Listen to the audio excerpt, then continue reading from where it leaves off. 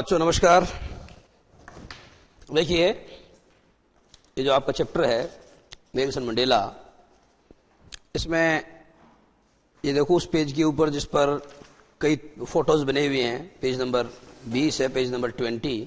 इस पर देखेंगे आप ओलिवर टेम्बो, वाल्टर सिसुलू, चेप लुथु ली, यूसुफ डेडू, ब्रैम फिशर, रॉबर्ट सोबुकवे, इन लोगों की तस्वीरें दी हुई है। तो इसका ऊपर वाला पैराग्राफ समझाता हूं आपको, देखना। The policy of apartheid created a deep and lasting wound in my country and my people.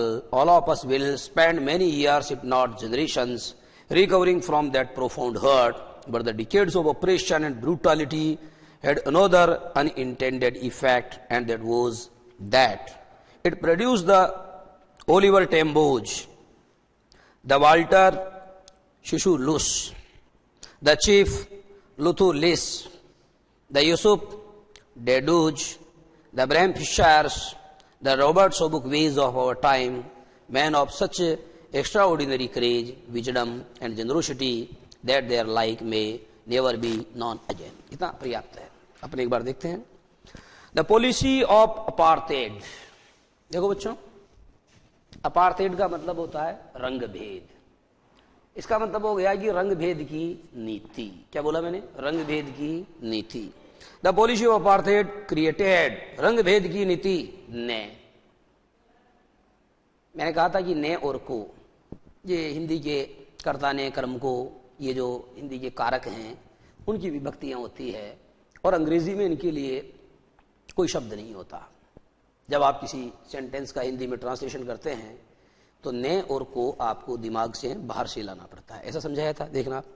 The policy of apartheid, रंग भेद की नीति ने, क्रिएटेड माने सृजित किया। क्या सृजित किया? डीप, एक बहुत गहरा, एंड लास्टिंग, और एक परमानेंट। लास्टिंग का मतलब होता है लॉन्ग लास्टिंग, जैसे कपड़ा लॉन्ग लास्टिंग है, लंबा चलने वाला है। तो लास्टिंग का मतलब होता है स्थायी, परमानेंट। तो इस रंग भेद की नीति ने एक बहुत गहरे और स्थायी वुंड, वुंड यानी होता है बच्चों इंजुरी।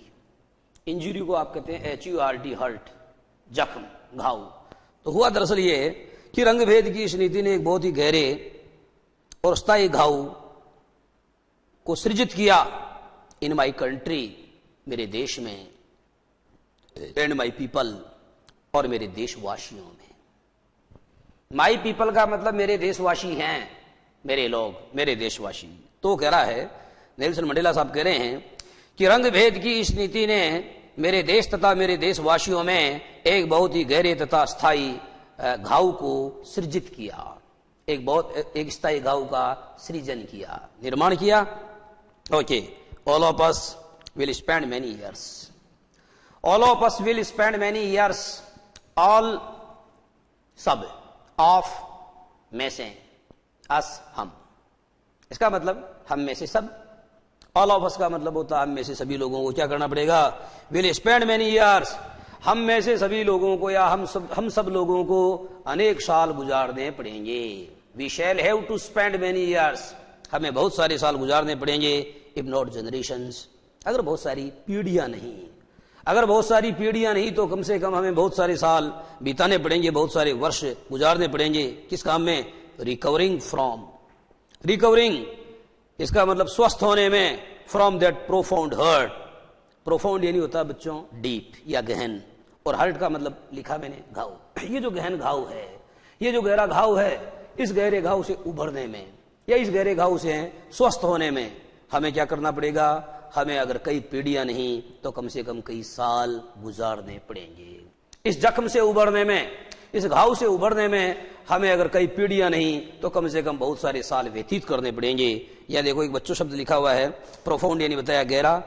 और देखो रिकवर का मतलब होता है बच्चों हील। हील एक शब्द है, HEAL। देखो अंग्रेजी में कहावत है, टाइम हील, टाइम हील, ठीक है, एवरी वुंड, WOUND। देखो बच्चों, टाइम हील एवरी वुंड का मतलब होता है कि समय और जख्म को बढ़ देता है। आप देख रहे हैं कि टाइम तो सिंगुलर नंबर है, सब्जेक्ट वर्ब एग्रीमेंट में ही तो समझाया था कि अगर सब्जेक्ट सिंगुलर नंबर होता है तो वर्ब के अंत में एस या ईएस जोड़कर उसको सिंगुलर बनाना चाहिए। कहावत क्या बन गई, टाइम हील्स एवरी वुंड का मतलब समय हर जख्म को भर देता है। ऐसा कोई घाव नहीं है जो समय पा करके जिसको भरा नहीं जा सकता। हील का मतलब भरना होता है और रिकवर फ्रॉम का मतलब भी यही है। रिकवर फ्रॉम का मतलब ये जो जख्म है, इस जख्म को हील होने में या इस जख्म को रिकवर होने में, इस जख्म से उभरने में अगर हमें कई पीढ़ियां नहीं, अगर कई शताब्दियां नहीं, तो ये पक्का मान के चलिए कि हमें कई वर्ष जरूर लग जाएंगे। आगे देखना बच्चों, but the decades of operation and brutality, परंतु दशकों के दमन तथा पाशविकता ने। देखो बच्चों, डिकेड का मतलब क्या होता है, डिकेड सेंचुरी का मतलब क्या होता है, 100 साल का समूह जो होता है। The period of 100 years is known a century. The period of 100 years यानी 100 साल का जो काल है या 100 वर्षों की जो अवधि है उसको आप सेंचुरी कहते हैं, सेंचुरी। ओके। और 10 वर्षों का जो पीरियड होता है, द पीरियड ऑफ 10 years, 10 वर्षों का पीरियड, 10 वर्षों की जो अवधि है उसको आप हिंदी में दशक और अंग्रेजी में क्या बोलते हैं, अंग्रेजी में डिकेड्स कहते हैं। तो देखो इसमें क्या लिखा है, but the decades of operation and brutality, परंतु दशकों के दमन। देखो ऑपरेशन का मतलब बच्चों ये ऑपरेशन नहीं है, डॉक्टर ऑपरेशन करता है उसकी स्पेलिंग अलग है, OPERATION, संचालन, वो चीजें अलग है। वी ऑपरेट द कंप्यूटर, हम कंप्यूटर को ऑपरेट करते हैं, वो ऑपरेशन अलग है। यहां ऑपरेशन लिखा है। ऑपरेशन को हिंदी में दमन या उत्पीड़न कहते हैं, ऑपरेशन को हिंदी में दमन या उत्पीड़न कहते हैं। But the decades of operation and brutality, परंतु दशकों के दमन और दशकों की पाशविकता, परंतु दशकों के दमन और दशकों की पाशविकता जो है, हैड अनोदर इफेक्ट, माने इसका एक दूसरा प्रभाव पड़ा। हैड अनोदर इफेक्ट, इसका दूसरा प्रभाव पड़ा। और ये प्रभाव कैसा था बच्चों, unintended. Had another intended effect, इसका एक दूसरा अनचाहा प्रभाव पड़ा। देखो इंटेंड यानी क्या होता है, एक शब्द देखना बच्चों, INTED, इंटेंड। एक है बच्चों INTENTION। देखो इंटेंशन का मतलब ये बताओ कि तुम्हारा इंटेंशन क्या है, व्हाट इज योर इंटेंशन, तुम्हारा इरादा क्या है। और इंटेंट बच्चों ये तो आपको पता है कि नाउन है, इसकी सेकंड फॉर्म नहीं बनेगी। और इधर देखना आप, ये इंटेंट जो है बच्चों इसका मतलब होता है इरादा होना, इरादा होना, ना गया लास्ट में, ये वर्ब है, इसकी सेकंड फॉर्म बनेगी इंटेंडेड। तो इंटेंट का मतलब इरादा होना या किसी बात को चाहना, और अनइंटेंडेड का मतलब जो आपका इरादा नहीं है, अर्थात जैसा आपने नहीं चाहा है, माने अनचाहा। तो यहां इसका मतलब हो गया अनचाहा। परंतु दशकों के दमन और दशकों की पाशविकता के कुछ अनचाहे परिणाम या कुछ अनचाहे प्रभाव पड़े। ये जो दशकों का उत्पीड़न था, कई सालों का दशकों का जो उत्पीड़न था, और दशकों की जो पाशविकता थी, ब्रूटैलिटी का मतलब पाशविकता, जानवर के जैसा बर्ताव, इस सब का क्या हुआ, इट हेड का मतलब होता है इट कॉज्ड। देखो बच्चों हेड का मतलब क्या है, इट, ये देखो HAD, हेड का मतलब हो गया इट कोज्ड का मतलब कारण बना। ये किसका कारण बना, it caused another effect, another unintended effect, इसके द्वारा दूसरा अनचाहा प्रभाव पड़ा। परंतु दशकों के दमन और दशकों की पाशविकता के दूसरे अनचाहे प्रभाव पड़े, या इसका दूसरा अनचाहा प्रभाव पड़ा, वैसा प्रभाव जो हमने नहीं चाहा था, वैसा प्रभाव पड़ा। देखो आगे क्या प्रभाव पड़ा, एंड दैट वाज दैट, और वो प्रभाव क्या था, ऐसा कौन सा प्रभाव था जो अनचाहा था, जो आपने नहीं चाहा था लेकिन वो पड़ गया। आपने नहीं चाहा था, आपको पता ही नहीं था कि ऐसा होता है, परंतु ऐसा हुआ। क्या हुआ बच्चों, ये जो इतना लंबा दमन चला, ये इतनी लंबी पाशविकता का बर्ताव जो उन लोगों ने किया, इसका एक दूसरा प्रभाव ये पड़ा कि इसकी वजह से साउथ अफ्रीका के अंदर कई महान हस्तियों का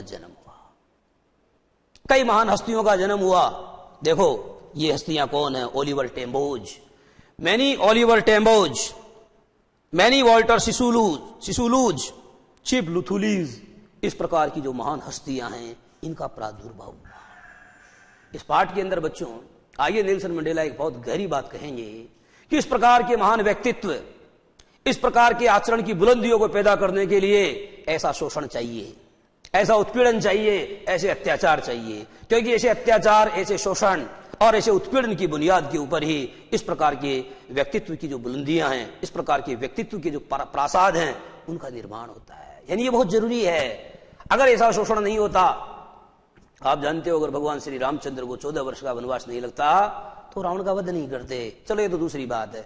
दिनकर ने एक बहुत अच्छी बात लिखी रश्मिरथी में, जो लाक्षागृह में जलते हैं वही शूरमा निकलते हैं, जो लाक्षागृह में जलते हैं वही शूरमा निकलते हैं। जब पीसा जाता इक्षुदंड, तब बहती रस की धार प्रचंड, और मानव जब जोर लगाता है पत्थर पानी बन जाता है। तो यहां बच्चों ये है कि ये जो अत्याचार है, इसकी तीव्रता या इंटेंसिटी, ये जो अत्याचार है उसकी तीव्रता की बात की जा रही है कि जितना ज्यादा अत्याचार हुआ है, उस अत्याचार का एक नतीजा ये भी निकला है कि इस अत्याचार के परिणाम स्वरूप ऐसी महान हस्तियों का जन्म हुआ साउथ अफ्रीका में। कौन कौन सी महान हस्तियां देखना।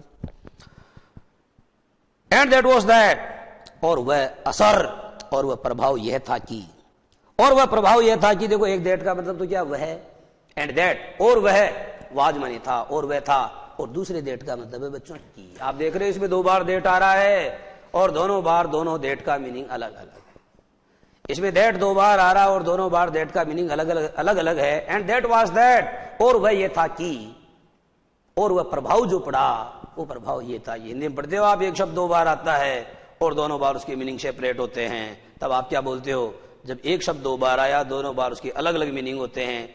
जैसे कनक कनक ते सोगुनी, एक शब्द 2 बार आ रहा है, दोनों बार उसके अलग अलग अर्थ हैं, तो उसमें बच्चों एक फिगर ऑफ स्पीच होता है, एक अलंकार होता है, जिसको आप हिंदी में क्या बोलते हो, उसको आप हिंदी में यमक अलंकार बोलते हो। अंग्रेजी में पन कहते हैं, PUN, पन माने श्लेष भी होता है और यमक भी होता है। ओके, वो चीज मैं बाद में समझाऊंगा।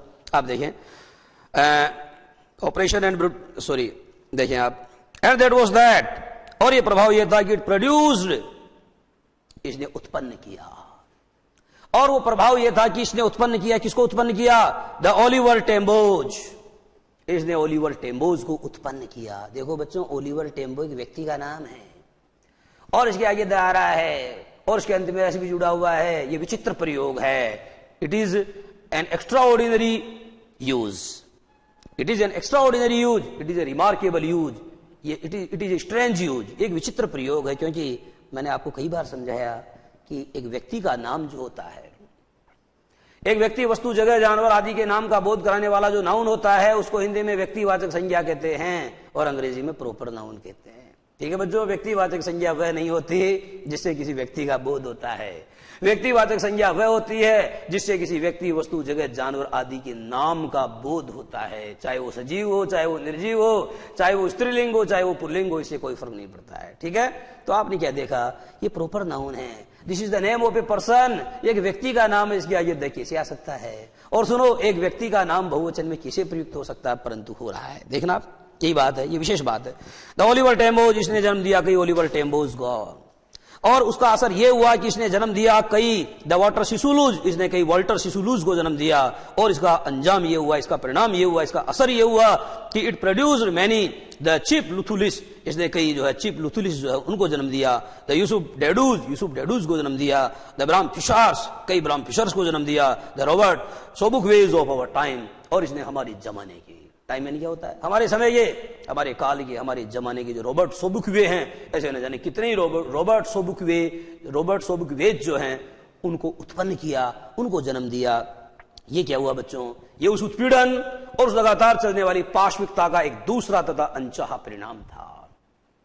ये दूसरा सेकेंडरी एंड अनइंटेंडेड इफेक्ट था। यह है अनइंटेंडेड इफेक्ट था, यह है, यह अनचाहा परिणाम था। यह है एक ऐसा परिणाम था, एक ऐसा प्रभाव था कि ऐसा प्रभाव उत्पन्न करने का इनका इरादा नहीं रहा होगा। कई बार क्या होता है कि सामने वाला व्यक्ति तो आपको अभिशप्त करता है, somebody curses you, वो आपको अभिशप्त करता है, परंतु अभिशाप आपके लिए वरदान बन जाता है।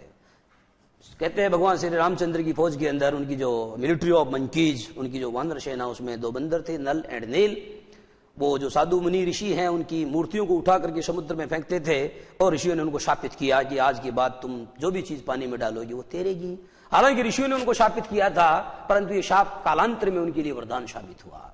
उसी तरीके से इंद्र की कोई अप्सरा थी उर्वशी, जिन्होंने अर्जुन को शाप दिया कि तुम कुछ समय के लिए नपुंसक बन जाओगे, इंपोर्टेंट बन जाओगे। वो इंपोर्टेंट बन गया, लेकिन दरअसल वो इंपोर्टेंट जो बना, ये उसके लिए एक अभिशाप था, परंतु कालांतर में ये इसके लिए वरदान साबित हुआ। और वह उसके बाद में पुनः पहले इंपॉर्टेंट बन गया और उसके बाद में वापस इंपॉर्टेंट बन गया। एनीहाउ देखना आप, तो यहां पर आपने देखा बच्चों कि जो प्रॉपर नाउन है उसके पहले डेफिनेट आर्टिकल द का प्रयोग हो रहा है।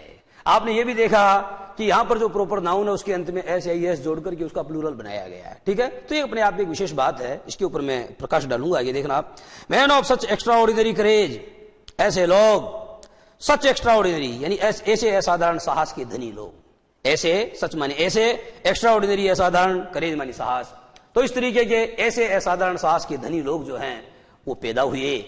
इसका एक दूसरा अनचाहा परिणाम या इसका एक दूसरा अनचाहा जो असर है वो ये हुआ, एक्स्ट्रा ऑर्डिनरी करेज, उन लोगों के अंदर था ऐसा असाधारण साहस, विजडम, ऐसी गजब की बुद्धि, एंड जनरोसिटी, और ऐसा गजब का औदार्य और ऐसी गजब की उदारता, दैट दे आर लाइक, इस लाइक को बच्चों अंडरलाइन करना और ये समझना कि लाइक तो एक वर्ब होती है और ये समझना कि लाइक तो एक प्रीपोजिशन होती है, परंतु बच्चों यहां लाइक के ठीक पहले आ रहा देयर आप जानते हो एक पजेजिव है और पजेजिव के ठीक बाद आने वाला शब्द या तो नाउन होता है या नाउन इक्विवेलेंट होता है, इसलिए बच्चों यहां लाइक नाउन का काम कर रहा है। दैट दे आर लाइक, कि उनके जैसे, may never be known again, that they are like may never be known again, कि उनके जैसे बुद्धिमान, उनके जैसे साहसी और उनके जैसे उदार व्यक्तित्व जो है इस संसार के अंदर शायद दोबारा फिर कभी देखने को नहीं मिलेंगे। तो ये किसका रिजल्ट था, ये किसका इफेक्ट था? This was the unintended effect, this was the unintended effect of decades of operation and brutality. ये कई दशकों का दमन, कई दशकों का उत्पीड़न और कई दशकों की जो पाशविकता है, ये उसी का अनचाहा प्रभाव था। तो इस तरीके से बच्चों, इसके बाद में हम लेंगे 2 मिनट का ब्रेक और बाकी बात करेंगे आपसे बाद में। ओके।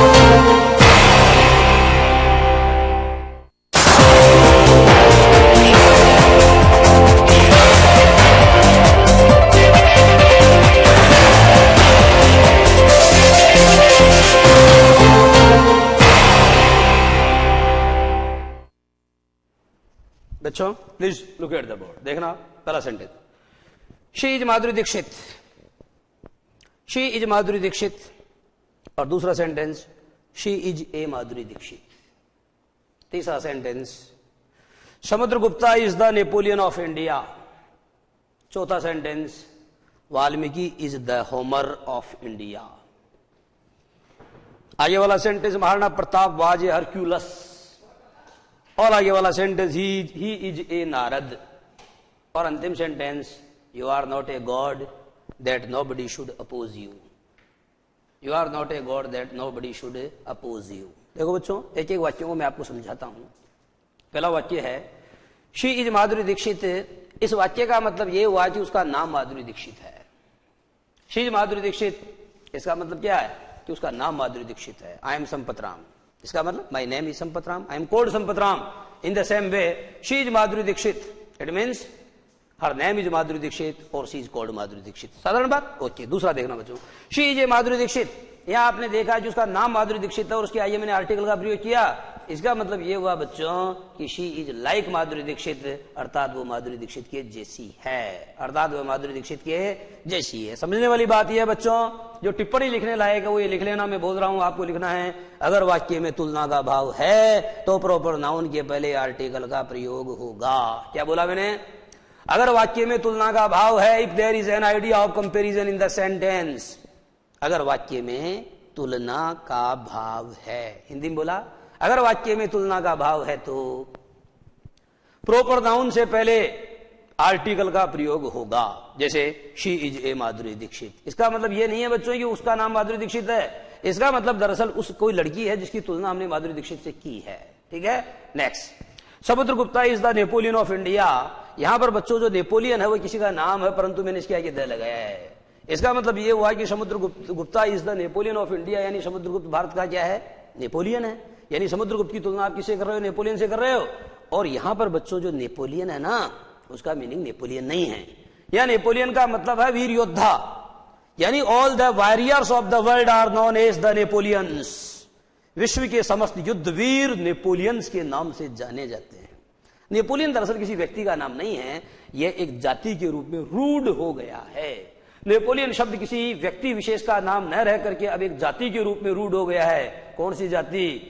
ब्राह्मणों की जाति, जाटों की जाति, राजपूतों की जाति की बात नहीं कर रहा मैं, योद्धाओं की जाति की बात कर रहा हूं। Those who are great warriors, वे लोग जो महान योद्धा हैं, they are known as the Napoleons. ऐसे लोगों को नेपोलियन के नाम से जाना जाता है। तो यहां इसका प्रयोग हमने जातिवाचक संज्ञा के रूप में किया है। हालांकि ये जातिवाचक नहीं, ये प्रॉपर नाउन है। Although this is a proper noun, yet this is used in the sentence as a common noun. हालांकि ये एक व्यक्तिवाचक संज्ञा है, परंतु इस वाक्य में इसका प्रयोग जातिवाचक संज्ञा की तरह किया गया है और समुद्रगुप्ता से इसको कंपेयर किया। नेक्स्ट, ठीक है बच्चों, ये नेपोलियन कौन थे? आपको पता है, जिन्होंने वाटरलू की लड़ाई लड़ी। वाटरलू का युद्ध अंतिम युद्ध था, निर्णायक युद्ध था, जिसके अंदर ही वॉज डिफीटेड, जिसके अंदर वो हार गया, इसलिए मोहरा बन गया। क्या?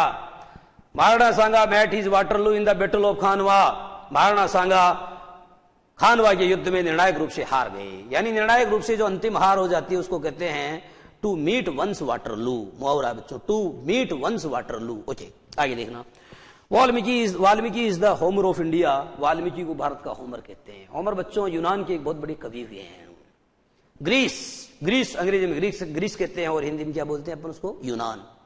यूनान का एक बहुत बड़ा कवि जिसका नाम होमर है और इलियड तथा ओडिसी नाम की अपनी 2 पुस्तकों के लिए जाना जाता है। क्या नाम बताया मैंने किताबों के? देखो बच्चों, ILIAD, दूसरा है ODYSSEY, ओडिसी। आपको पता सिकंदर जो अलेक्जेंडर है वो भी यूनान का था, और ये जो इसकी किताबें हैं इलियड और ओडिसी, इनका बड़ा सम्मान था उसकी दृष्टि में। किसकी में? सिकंदर की दृष्टि में।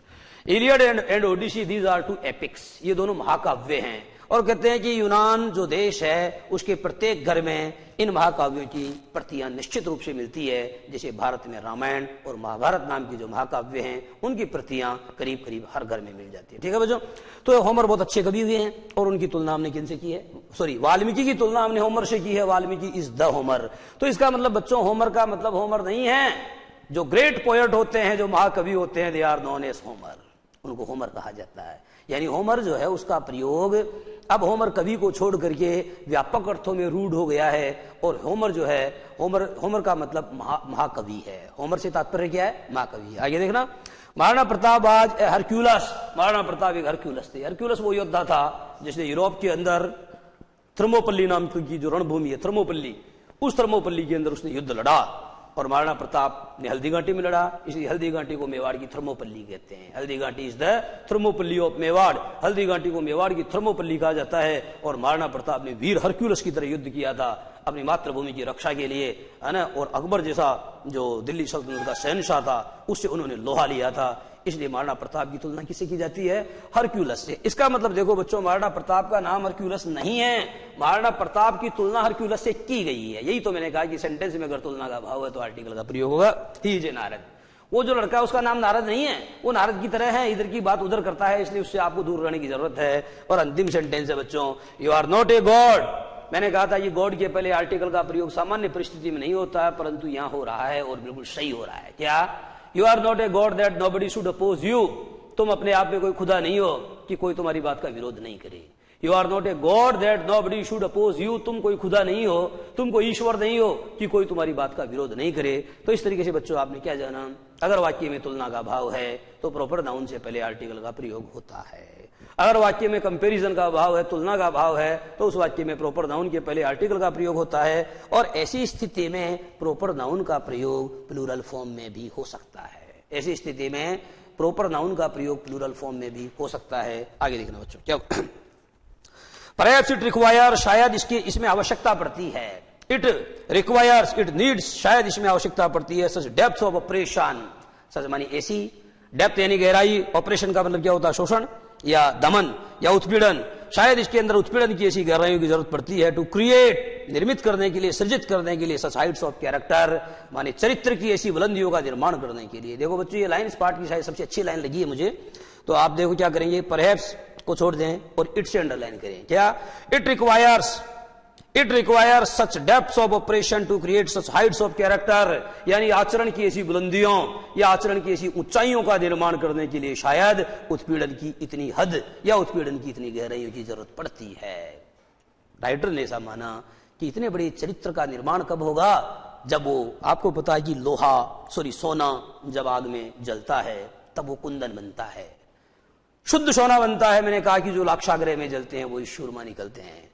आपने महाभारत का जो पात्र है कर्ण, उसके बारे में देखा, उसका आपने अध्ययन किया तो आपने जाना उसने अपने जीवन में बहुत सारे कष्ट सहे थे, और शायद इसी कारण से जो है वो इतना प्रबल बना था, इतना पराक्रमी, इतना शूरवीर बना था। तो ये बहुत जरूरी है, सोने को आग में तपाना बहुत जरूरी है, सोने को आग में तपाना बहुत जरूरी है। तो ऐसा व्यक्ति जो इस प्रकार की मुसीबतों और इस प्रकार की परेशानियों से होकर के निकलता है, उसके व्यक्तित्व में क्या आता है? उसके व्यक्तित्व में उतनी ही कांति आती है, उतना ही निखार आता है। ओके बच्चों, तो देखें आप, तो इसका मतलब ये हुआ कि परेशानियां कोई अभिशाप नहीं है, परेशानियां तो वो वरदान है जो हमें क्या करती है? हमें अपने व्यक्तित्व को पूरा पूरा निखारने का अवसर प्रदान करती है। मुसीबतें और परेशानियां जिसके जीवन में आती है, और जो आदमी मुसीबतों से और परेशानी से दूर भागने की कोशिश करता है वो कायर होता है, और जो डटकर के इनका मुकाबला करता है वह सच्चा शूरवीर होता है। देखें, my country is rich in the minerals, Mandela साहब कह रहे हैं कि मेरा जो देश है ना ये खनिजों की दृष्टि से बड़ा ही समृद्ध है। क्या कहा? My country is rich in the minerals, मेरा देश खनिजों की दृष्टि से बड़ा ही समृद्ध है। एंड जेम्स, और मेरे देश के अंदर है रत्न, प्रेशियस स्टोन्स, मेरे देश के अंदर बड़े बेशकीमती रत्न भी पाए जाते हैं। that are situated beneath its soil, जो इसकी मिट्टी के नीचे सोए पड़े हैं, जो इसकी मिट्टी के नीचे लेटे पड़े हैं। आप जानते हो बच्चों, लाई यानी क्या होता है?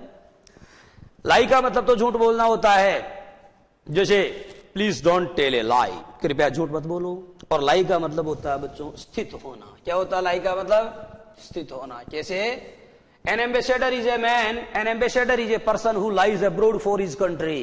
एक राजदूत वह आदमी होता है जो अपने देश के लिए विदेश में झूठ बोलता है।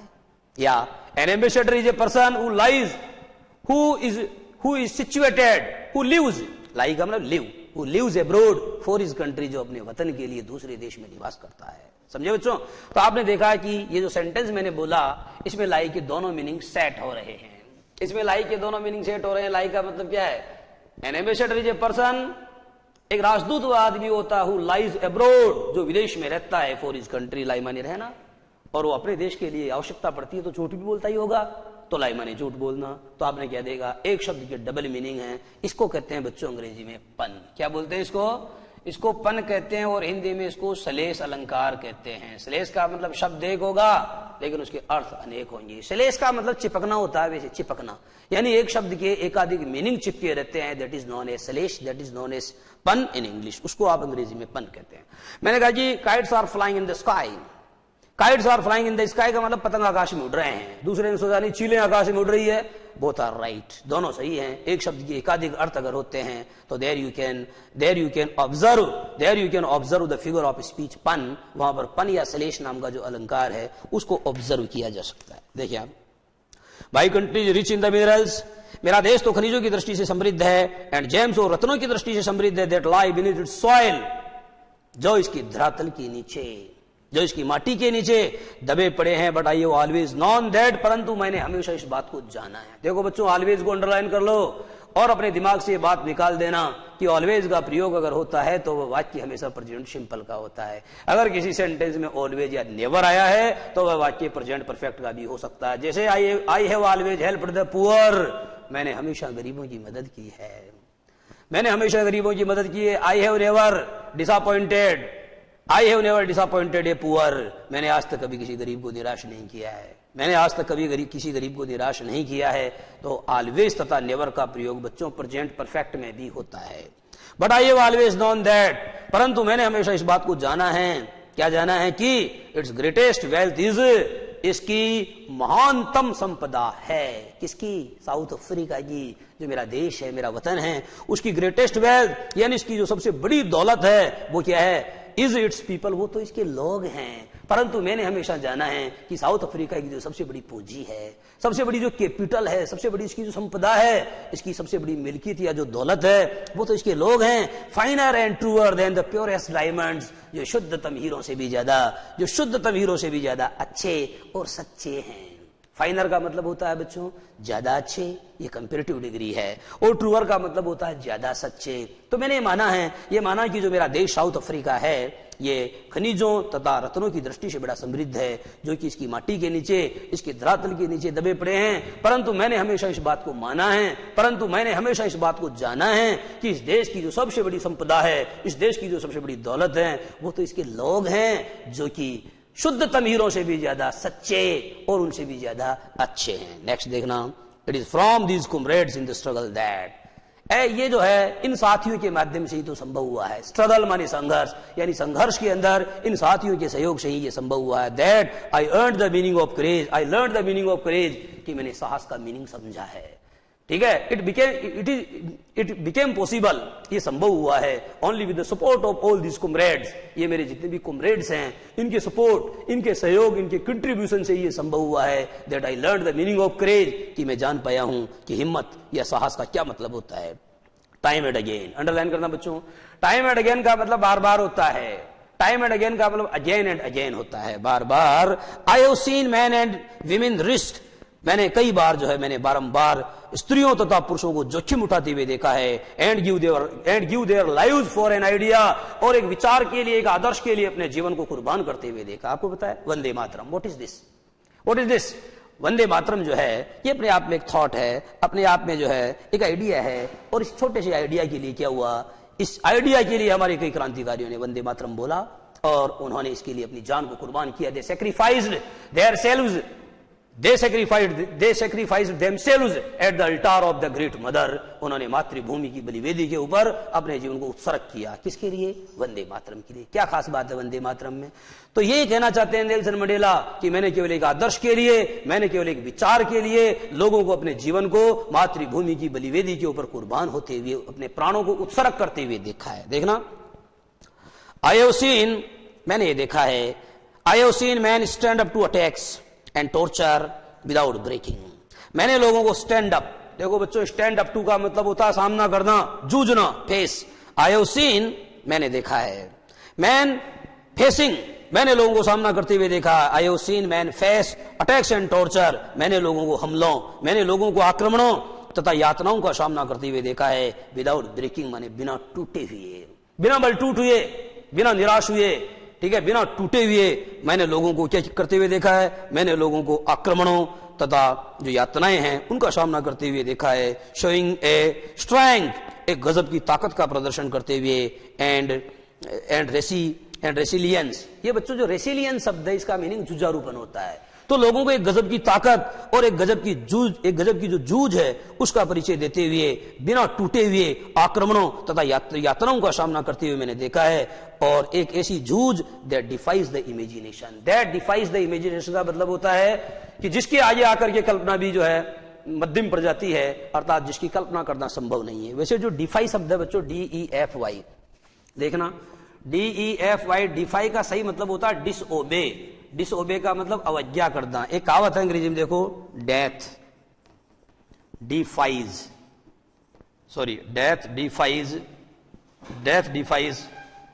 ए डॉक्टर। क्या बोला मैंने?